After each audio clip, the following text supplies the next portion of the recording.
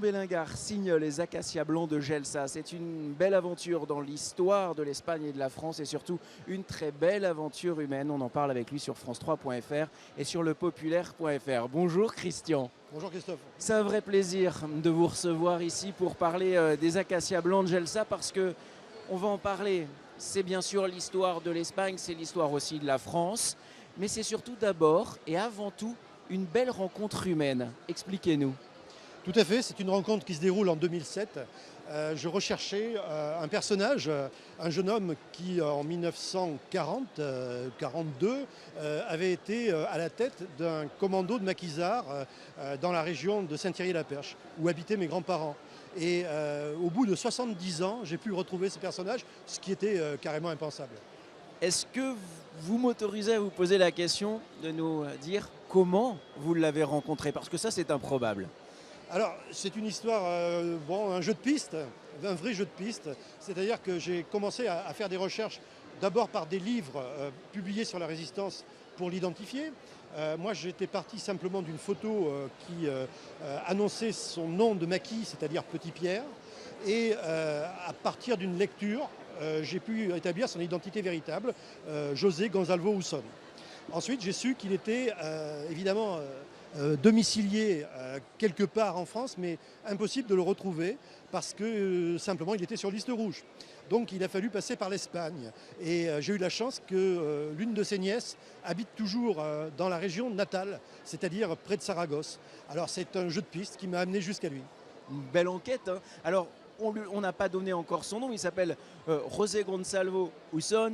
Et en fait, finalement, il a été oublié, vous le réhabilitez, mais lorsqu'il a 15 ans, c'est-à-dire lorsqu'il est adolescent, il s'engage dans quelque chose qui aujourd'hui nous semble impensable. Complètement.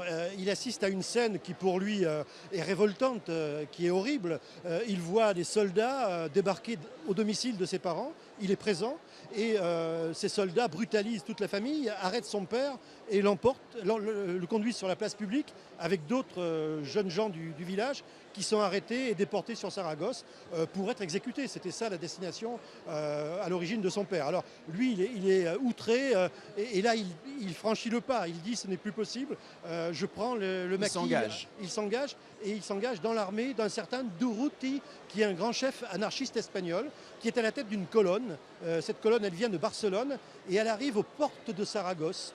Parce que il faut parler de la chute de Barcelone, hein. Là aussi, c'est quelque chose qui démarre son voyage en fait. C'est un voyage à la fois humain, à la fois un voyage d'engagement, mais le reste de sa vie va dépendre de ce départ-là.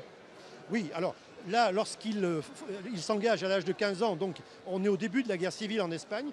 La chute de Barcelone, c'est en 1939 et en février 1939, après cette défaite des Républicains, c'est la dernière bataille perdue par les Républicains. Cela veut dire qu'ils sont contraints à l'exil.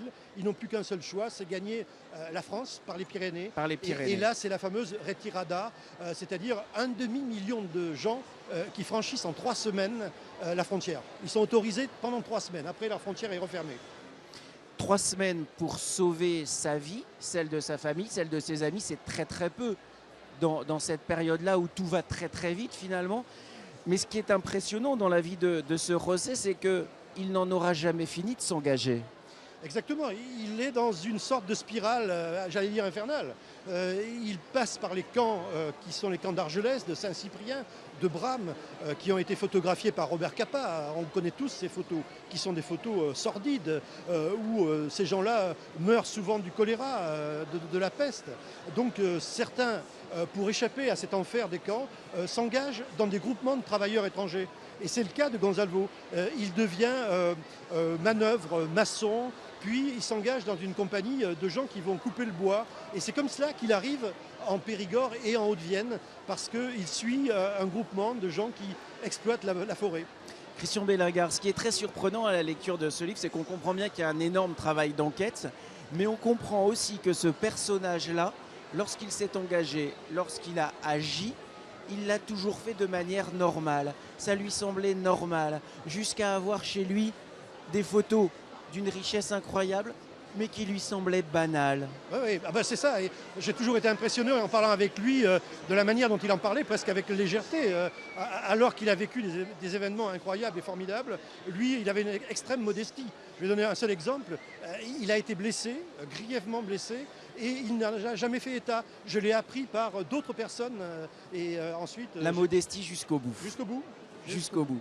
Pour en savoir plus sur ce personnage incroyable qui a guidé tout vos travaux de recherche, Christian Bellingard, il faut lire Les Acacias blancs de Gelsa.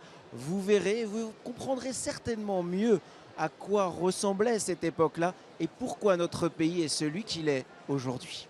Merci.